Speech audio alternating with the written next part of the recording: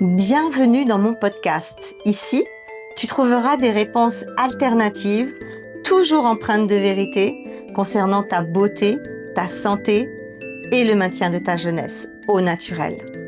Moi, c'est Carole de l'univers Beautyloge. 38 ans d'expérience professionnelle au service de la beauté et du bien-être des femmes. Je te souhaite une bonne écoute. L'art perdu de la prière.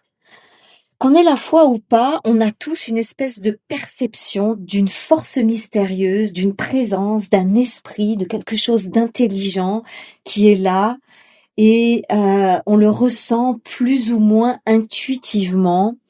2021, j'ose enfin partager mes croyances, non pas pour convaincre, mais tout simplement pour le bonheur du partage. Dieu ou pas Dieu, telle est la question. En effet, tout le monde ressent intuitivement cette espèce de force mystérieuse qui nous entoure. Selon les statistiques, 95% de la population croit en l'existence d'une force supérieure. La moitié désigne cette force par le nom de Dieu. Alors, après, chacun y met le nom qu'il veut, chacun selon ses origines, sa culture, son cadre de référence, pourra mettre un nom sur cette substance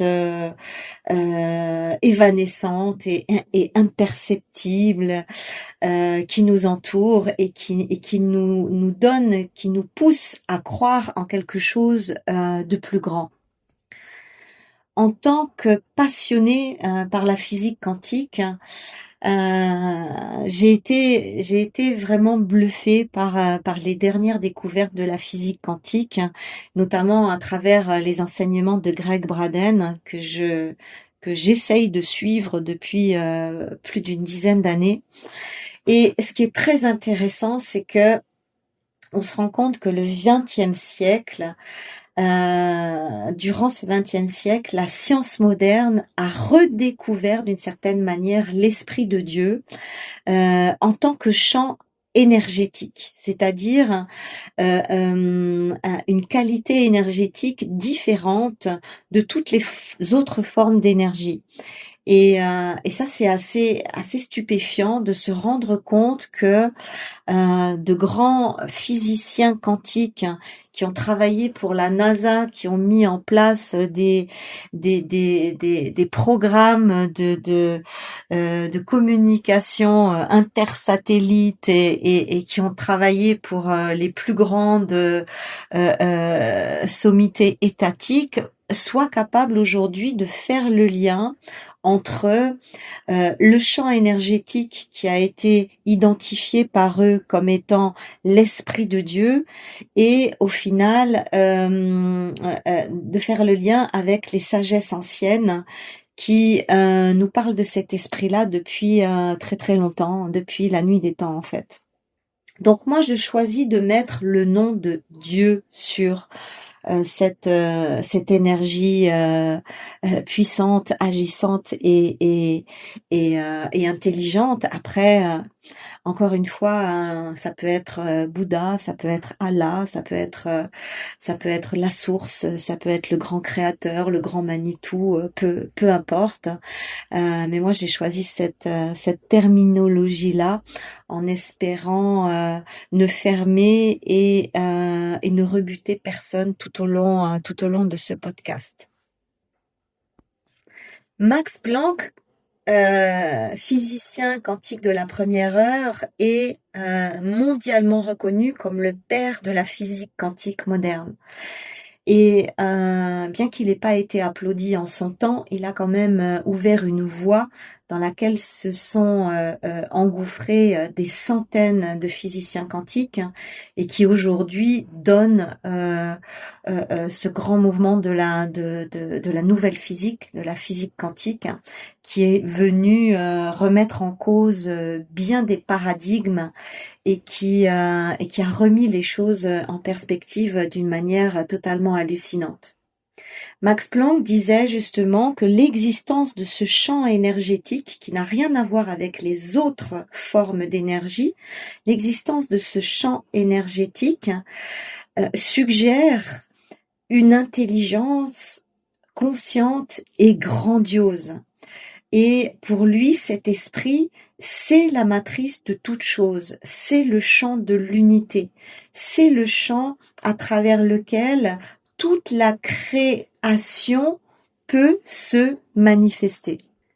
Et ce qui est absolument extraordinaire, c'est que dans ce champ d'unité, dans cette matrice phénoménale, la physique quantique a prouvé que le champ réagit de manière extraordinaire à l'émotion humaine et que l'émotion humaine est certainement la clé de la source de la création et Max Planck disait la clé de la survie de notre espèce parce qu'à travers l'émotion humaine, nous avons la capacité de créer quelque chose qui va prendre forme et vie dans la matrice et que au final, c'est un moyen de création et de survie de l'espèce peut-être encore plus efficace que la simple procréation. Alors toute la question est de savoir, mais comment interagir avec ce champ? Comment faire en sorte qu'il puisse créer quelque chose, qu'il puisse manifester quelque chose à travers l'émotion humaine? Selon les enseignements de Greg Braden, bien entendu, c'est pas moi qui invente ça, je ne permettrai pas, je ne fais que surfer sur les enseignements de Greg Braden que j'ai compris, en tout cas essayer de surfer sur le peu que j'ai compris. Apparemment, d'après lui, le mode de communication, c'est le sentiment. Ce sont les émotions. En vérité, sentiments et émotions sont le mode ancestral de la prière. Et tout ce podcast est basé là-dessus. Le secret de l'art perdu de la prière. Et Greg Braden nous éclaire en nous démontrant par A plus B et aussi par le biais de ses expériences que en fait la véritable prière s'est perdue et que pour renouer avec la véritable prière et avec la véritable capacité de création, nous avons besoin de comprendre que ce ne sont pas les mots de la prière qui vont produire un résultat, les mots ne vont être qu'un soutien, mais que ça va principalement être le sentiment et les émotions qui vont accompagner cette prière, qui seront le véritable principe actif de la création de notre réalité. Et ça, Greg Braden l'explique merveilleusement bien, que ce soit dans ses vidéos, que ce soit dans ses livres. Il explique vraiment la clé est de comprendre comment cela fonctionne. Et pour ça, il partage une expérience incroyable. Greg Braden est un grand scientifique, je vous l'ai dit, mais également un être extrêmement spirituel et qui fait très souvent des retraites et des voyages dans les hauts lieux énergétiques et les hauts lieux spirituels de la planète, où il emmène d'ailleurs des groupes de personnes pour vivre ces retraites et ces voyages spirituels avec lui, en même temps que lui. Et il avait un moment donné emmené tout un groupe dans un monastère sur un plateau tibétain qu'on ne peut atteindre qu'avec des jours et des jours de marche dans le froid et dans des conditions absolument extrêmes. 14 jours de marche dans le froid, 14 jours de pont, de désert de route, de traversée en pirogue, de grimpe, enfin bref, qui veut aller dans ce monastère a intérêt à être extrêmement motivé. Eh bien, Greg Braden l'a fait avec tout un groupe. Et une fois arrivé dans ce monastère où il n'y a que des moines tibétains, ils ont été accueillis, bien entendu, et invités à participer au culte. Et pendant le culte, Greg Braden a bien observé tout ce qui se passait. Et à la fin du culte, il a été voir l'abbé du monastère. Il lui a posé la question, il lui a dit, mais tout ce folklore, tous ces costumes, tous ces instruments de musique, tous ces gongs, toutes ces choses que vous faites pendant le culte, mais en vérité, au-delà de ça, qu'est-ce que vous faites exactement pendant ce culte, pendant que vous priez? Qu'est-ce qui se passe pendant votre prière? Qu'est-ce que vous faites pendant votre prière, pendant vos danses? Qu'est-ce qui se passe dans votre tête? Qu'est-ce qui se passe dans votre cœur? Comment vous vous reliez? Qu'est-ce que vous demandez? Enfin, il essayait vraiment de capter l'essence du comportement de l'être qui est en prière, de l'être qui est en connexion avec le Bouddha, avec le Très-Haut. Et la réponse, elle est hallucinante. L'abbé lui a dit, mais en fait, tout le folklore, la danse, les tenues, les rituels, les gongs, les chants, les mantras, tout ça n'a qu'un seul objectif, tout ça n'existe que pour créer en nous le sentiment de la prière. C'est-à-dire que si nous prions pour recevoir une certaine bénédiction dans un thème donné, eh bien nous nous mettons dans ce sentiment comme si nous avons déjà reçu cette bénédiction, comme si cette bénédiction faisait déjà partie de notre réalité, comme si nous avions déjà reçu la réponse à la prière, comme si cette prière finalement n'était que un moment de joie d'avoir reçu, de joie, gratitude d'avoir reçu finalement la prière n'est pas une demande.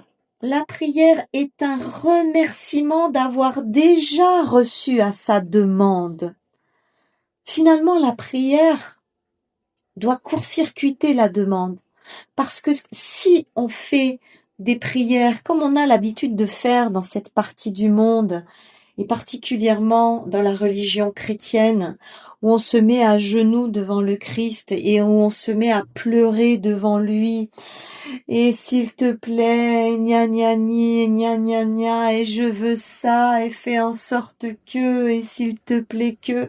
C'est-à-dire que là, on est dans une supplique lamentable, qui doit finalement déplaire au Créateur, parce que c'est pas du tout ça créer, c'est pas du tout ça prier. Prier, c'est remercier dans la joie et dans une immense gratitude, comme si on avait déjà reçu le truc qu'on demande. Mais moi, le jour où j'ai reçu cet enseignement, ça m'a explosé le cerveau. Ça m'a explosé le cerveau, ça m'a explosé le cœur, et je me suis dit, mais waouh! Mais comme je suis à côté de la plaque, mais comme je suis créatrice de mon propre malheur, parce que si je me mets en prière dans un sentiment de manque, parce que c'est ça en fait, quand je demande quelque chose, ben je ne fais qu'appuyer sur le manque de cette chose dans ma vie. Et donc, qu'est-ce qui se passe? Eh l'univers, Dieu, la source, le Christ, hein, est comme un espèce d'immense ordinateur, c'est-à-dire qu'il va te renvoyer uniquement ce que tu lui projettes. Et si tu lui projettes le manque, mais il peut rien faire d'autre que de te renvoyer du manque. Alors que si tu lui projettes la gratitude d'avoir reçu ce que tu voulais, même si c'est qu'une paire de chaussures, pour rester trivial, si tu es là et tu dis « Waouh, mais quelle paire de chaussures magnifique !» et que tu déploies en toi ce sentiment, cette énergie vibratoire qui vibre la gratitude et la joie d'avoir reçu ta nouvelle paire de chaussures. Mais tu sais quoi, mais ta paire de chaussures, elle va arriver, mais dans l'heure, quoi. C'est juste ça la clé. La clé, le secret de la véritable prière, le secret de l'art perdu de la prière, en fait, c'est ça. Et c'est juste absolument incroyable et hallucinant. Donner du pouvoir à la prière, c'est baigner, s'entourer du sentiment, du désir déjà réalisé. Et le pire, c'est qu'il y a même un verset biblique qui nous dit ça. Je suis pas capable de vous le ressortir là maintenant tout de suite, mais il y a même un verset biblique qui nous dit « Entoure-toi de ta demande, baigne dans ta demande, c'est-à-dire fais comme si elle était là, ne fais surtout pas comme si elle te manquait, sinon c'est foutu, tu vas recevoir encore plus de manque en retour. » Et c'est ça, mais c'est ça qui est fabuleux, c'est ça qui est fabuleux. Les prières doivent être faites dans un sentiment de joie. Il s'agit pas juste de dire ah merci, merci, merci et que ce soit juste un mot. Non, il faut la gratitude, il faut qu'elle soit remplie là, plein dans le cœur. Il faut que le corps déborde de gratitude. Il faut que ce soit une vibration. La prière est une vibration. C'est ça le cantique, c'est ça la magie du cantique, c'est ça interagir avec la matrice, c'est ça modifier le champ d'énergie quantique, c'est ça entrer dans le champ de Dieu et créer des choses. Et si mes mots résonnent avec toi, sache que mes actions pourront vibrer encore plus. Pour cela, rejoins-moi dans mon Gold Pratique, le laboratoire de la beauté holistique, un lieu unique et tellement transformateur. Le lien est sous la vidéo. C'est fabuleux, mais rien que de vous le redire, j'ai des frissons. Rien que de vous le redire, j'ai des frissons. Demandez sans motif caché et soyez entourés par votre réponse. C'est un verset biblique. Il faut transcender le doute lié à la demande. Mais oui, mais oui, mais oui. Combien de fois j'ai entendu des gens prier en demandant des choses à Dieu, et puis à la fin de la prière, ils disaient « Oh, ben j'espère que ça va venir. » Mais non! Dans l'espérance, il y a déjà la graine du « c'est pas possible ». Il faut se détacher de l'espoir. L'espoir, c'est du bullshit. L'espérance, c'est du bullshit. Ce qu'il faut, c'est des certitudes. Je suis sûre que je vais l'avoir. Je suis sûre que je l'ai. Je suis sûre que ça c'est pour moi. C'est une certitude de recevoir, une certitude. Dès qu'il y a le doute, ben on l'a pas. Dès qu'il y a le doute, on crée un court-circuit. Et en fait, c'est ça le truc le plus compliqué pour nous, petits êtres humains en chemin vers une forme de compréhension et de réalisation. Pourquoi? Parce qu'on a été éduqués comme ça. On a été éduqués avec le c'est pas possible, avec le c'est trop compliqué, avec le tu mérites pas, avec le doute, avec le peut-être, avec le on verra, avec tout ça. On a été éduqués comme ça. Mais on doit se rééduquer et c'est là notre plus grand travail, c'est de considérer que tout est possible à partir du moment où on est capable de le ressentir à l'intérieur de soi et de le ressentir sur des longs moments, sur des longues périodes. Oui, au début, on fait le yo-yo, un coup on y croit, un coup on n'y croit pas. Mais c'est ça notre travail. Notre travail, c'est toujours de se remettre dans cette alignement, dans cette rectitude, dans ce truc qui dit oui, c'est sûr, c'est certain, je veux ça et c'est ça que j'ai, et c'est ça que j'aurai. Il n'y a pas d'autre possibilité, il n'y a pas d'autre champ des possibles. Je ne nourris aucun autre champ des possibles. Devant nous se tient tout le champ des possibles. Et c'est celui qu'on va choisir de nourrir qui va se manifester, qui va se créer. La prière abordée de cette manière-là n'est plus une pratique spirituelle comme on peut aller à l'église et prier ou se retrouver entre personnes croyantes et prier. C'est plus une pratique, c'est une expérience spirituelle. Et c'est une expérience solitaire, c'est une expérience entre soi et le divin. C'est une expérience entre soi et la partie supérieure de soi. C'est une expérience de connexion. C'est une expérience, la prière, c'est probablement l'expérience spirituelle la plus ancienne et aussi la plus mystérieuse. Parce que oui, on rentre dans un mystère, mais en même temps, c'est un mystère qu'on doit épouser. C'est un mystère qu'on doit vivre quotidiennement pour en mesurer l'impact, pour en mesurer l'importance. On n'est même pas obligé de croire en Dieu, c'est ça qui est magnifique. On peut être complètement athée et prier et simplement s'adresser à la puissance du champ énergétique qui est là. Dieu s'en fout au final qu'on lui donne un nom, qu'on s'adresse à lui. Il y a un champ qui est là. Il y a un champ des possibles. Et c'est ce champ des possibles qu'on va activer et qu'on va activer par l'émotion.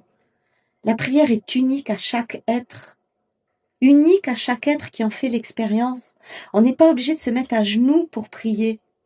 On peut prier n'importe où, dans sa voiture, dans son lit, n'importe quand. C'est juste remarquable, c'est juste extraordinaire. Moi, je suis transcendée par cet enseignement, par cette découverte que j'ai faite il y a des années déjà, et qui me porte. Et oui, mais bien entendu que je suis pas encore capable de tout manifester dans ma vie parce que j'ai 53 balais, que j'ai été éduquée n'importe comment, comme la plupart d'entre nous, et que ça reste un job, et que ça reste une rectification permanente, et que je me perds dans mes doutes, et que je me perds dans mes peurs, et puis après je repense à tout ça, hop, je me réaligne, et je retrouve cette rectitude avec moi, mon cœur, mon esprit, et la part sublime qui chapeaute tout ça et à laquelle je suis connectée. C'est un travail pour nous. C'est un travail pour nous, et on devrait éduquer les enfants à penser comme ça, mais dès le début. Tu veux une sucette? Eh ben, pense-y très fort et remercie parce que tu l'as déjà dans ta bouche, et tu vas voir, elle va arriver.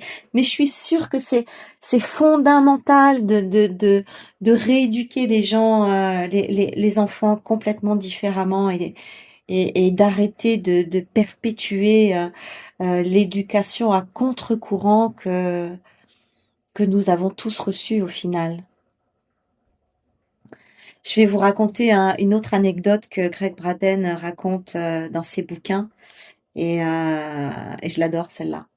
En fait, Braden est très très très copain avec les Indiens Hopi, et ce qui reste de la communauté des Indiens Hopi en Amérique du Sud, et il fait partie des gens qui sont très très appréciés dans cette communauté qui est encore relativement primitive.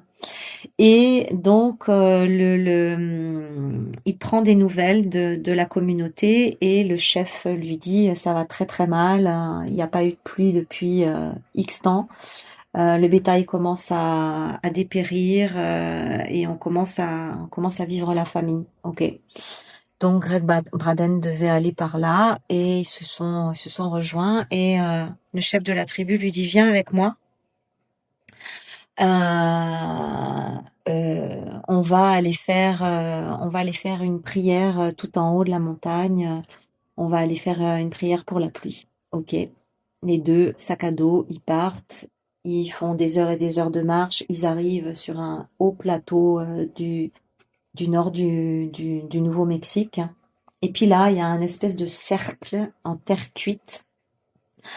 Le chef de la tribu enlève ses chaussures et il rentre au milieu du cercle et il est là, les jambes écartées, les bras écartés, le visage vers le ciel pendant 4-5 minutes. Et puis au bout de 5 minutes, il regarde Greg Braden et puis il lui dit bon c'est bon, on peut y aller. Mais il lui dit attends, ben tu fais pas la danse de la pluie, tu fais pas un truc pour la pluie. Et il dit non non, pas du tout. Je n'ai pas fait ni une danse ni une prière pour la pluie. J'ai simplement prié la pluie, dans le sens où je me suis imaginé que mes pieds étaient enfoncés dans la boue humide, que tout mon corps était en train d'être mouillé par une pluie battante qui descendait du ciel, que la pluie ruisselait sur mon visage, et j'ai remercié de cette sensation de pluie sur tout mon corps, d'être totalement mouillé par la pluie qui descendait du ciel, et de sentir mes pieds complètement mouillés dans cette boue grâce à la pluie. Ok. Il a envoyé une sensation de gratitude pour la pluie qu'il ressentait sur lui. Et en descendant de la montagne, ils se sont aperçus que, en bas, là où était installée la tribu, eh bien, il pleuvait à torrents. Et ça, c'est pas une invention, hein, c'est un témoignage de Greg Braden qu'on peut retrouver dans ses livres. Et il a dit, voilà, c'est exactement ça la vraie prière. On prie pas pour la pluie, on prie la pluie, c'est-à-dire on remercie la pluie. Et donc, ça fait vraiment réfléchir, hein, quand on prie pour la guérison, en fait, ou pour la maladie. Regardez un petit peu comme nos paradigmes sont complètement à l'envers de ce qui devrait être. Et en plus, ce qui est juste magnifique, c'est que des études scientifiques ont prouvé que la gratitude, le sentiment de gratitude, c'est-à-dire de se waouh, de se remplir de waouh d'un truc, mais je suis contente, je suis contente, tu sais, ce truc qui est là, qui déborde de ta coupe, qui remplit ta coupe et qui déborde de ta coupe et qui peut aller déverser sur la coupe des autres. C'est juste magique. Eh bien, la science a prouvé que le sentiment de gratitude ressenti de cette manière-là a en plus la capacité de venir libérer des hormones spécifiques dans le sang et que ça modifie totalement la chimie du cerveau et la chimie du système immunitaire. En fait, se faire des séances de gratitude, mais ça vaut de l'or. Ça vaut de l'or, ça vaut tous les compléments alimentaires du monde, ça vaut tous les séances de spa du monde, ça vaut tous les cadeaux du monde. Se faire une séance de gratitude, c'est un cadeau ultime, c'est un cadeau exceptionnel, c'est un cadeau formidable, et c'est de la guérison, et c'est du bien-être, et c'est de la joie, et c'est de la merveille en boîte. Et nous, on se plaint, et on râle, et on n'est jamais content.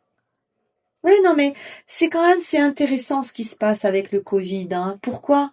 Parce que là, on se rend compte, on est en train de nous priver de nos libertés, hein, de manière hallucinante et totalement abusive, certes, mais on est en train de nous priver de nos libertés, mais d'une certaine manière, ça doit nous faire réfléchir sur à quel point on n'était pas capable de les apprécier avant, à quel point on était toujours quand même dans la complainte, à quel point il faut qu'on nous enlève quelque chose pour qu'on réalise la préciosité que ça avait. Donc, peut-être qu'il faut vraiment, vraiment, vraiment qu'on change de paradigme et que et qu'on fasse vraiment autrement. La physique quantique nous propose de rêver dans l'esprit de Dieu. Waouh, c'est quoi ce délire? En fait, on est tous liés par le chant, par ce chant quantique, par ce chant vibratoire, par ce chant énergétique. Alors, on est tous liés d'une façon qu'on commence tout juste à comprendre. Alors tout juste, tout juste, tout juste, tout juste. On est les babies de la physique quantique. On est les babies de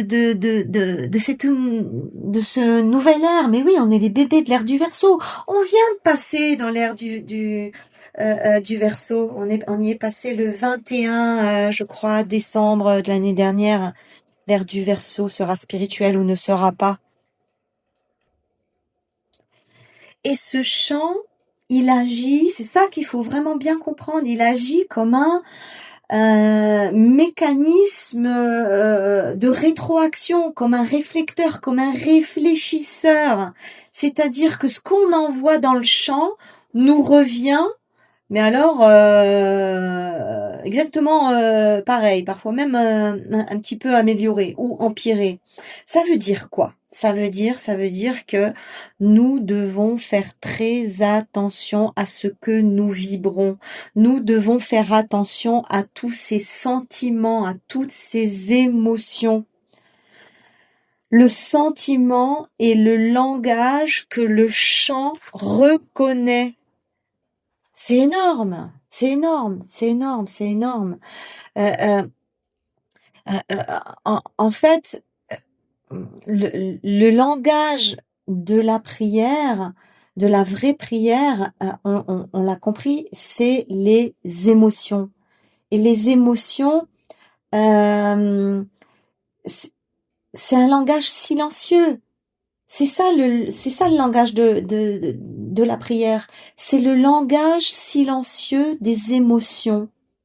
Alors, qu'allons-nous faire de nos émotions en 2021? Comprenons que la peur, l'angoisse, la colère, la frustration, le mécontentement, la nervosité, le stress, tout ça, ça renvoie dans le champ quelque chose d'identique qui va nous revenir dessus. Et le problème, c'est que comme on est tous interconnectés, c'est que si le voisin il continue à renvoyer de la peur et du machin et du truc, ça peut aussi me tomber dessus. Donc c'est important c'est vraiment important de comprendre que waouh, il y a vraiment un bon quantique à faire là. Il y a vraiment un bon quantique à faire. Il y a des choses il y a des choses qui vont émerger ces prochains temps qui vont pas être sympas à aborder et si on se laisse aller dans la peur on risque de pas avancer bien vite et on risque de pas aller bien loin. Cela ne sert à rien de faire un vœu et de vibrer le contraire du vœu. Ça ne sert à rien de demander quelque chose et de vibrer le contraire de cette chose. C'est contre-productif. On se prive tout seul. Quand on fait ça, on se prive tout seul de ce à quoi on a droit. Et c'est pour ça qu'une des premières choses, et c'est très marrant parce que Greg Braden en parle aussi, et quand j'ai vu qu'il parlait de ça, je me suis dit yes, on est pile poil dans l'actu, c'est super, mais c'est pour ça que avant toute chose, avant de demander, avant de prier, avant de faire quoi que ce soit, avant d'espérer des choses, alignez-vous. Faites de la cohérence cardiaque. Évacuez vos peurs, évacuez vos angoisses, évacuez vos stress. Et Greg Braden parle beaucoup de la cohérence cardiaque comme un moyen de se récupérer, comme un moyen de se réaligner, comme un moyen de gérer justement toutes ces angoisses, ces peurs, ces stress. La cohérence cardiaque fait partie de la préparation à la prière d'une certaine manière.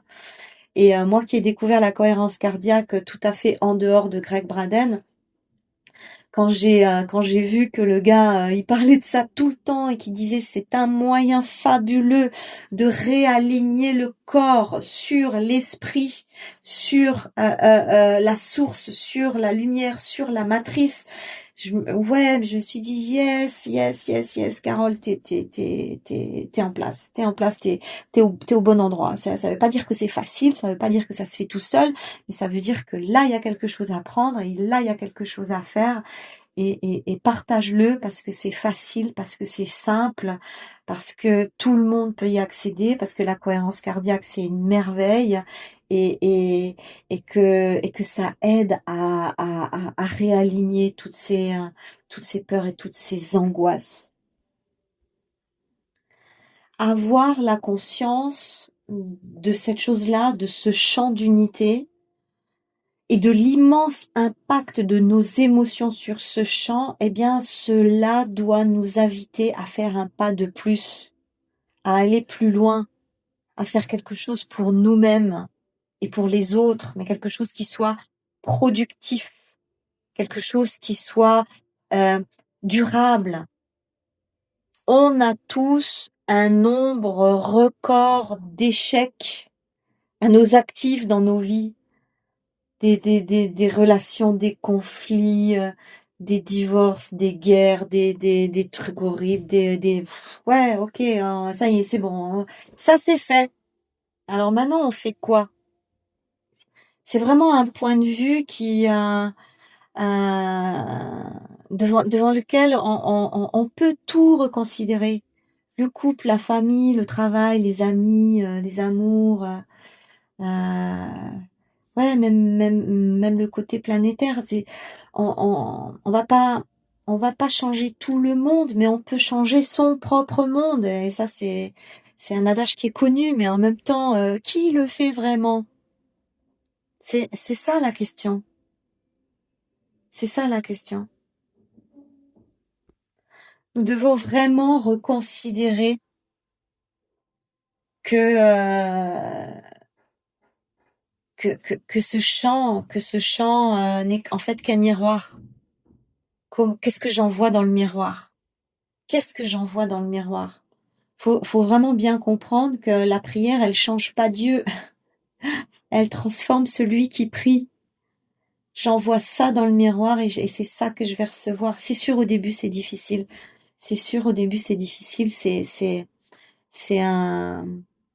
une vraie méditation, c'est une vraie surveillance, c'est une surveillance de tous les instants. Mais dès qu'on prend le pli, ça devient un plaisir, ça devient un bonheur. Et puis dès qu'on voit les résultats, c'est magique. On est des magiciennes. On est des magiciennes. L'être humain est un magicien et la femme encore plus. La femme encore plus. L'initiatrice, la créatrice, celle qui emboîte le pas, celle qui montre la direction. Voilà, je suis vraiment heureuse d'avoir réussi à partager ça. Je voulais faire ce podcast depuis des mois déjà, et puis je me disais, ouais mais non, t'es qui pour dire ça? Bah je suis personne. Alors de personne à personne, j'espère vous avoir éclairé. J'ai enregistré de nombreux podcasts qui traitent de sujets comme celui-ci. Pour rejoindre mon canal privé gratuit sur Telegram, clique sur le lien dans la description. À tout de suite!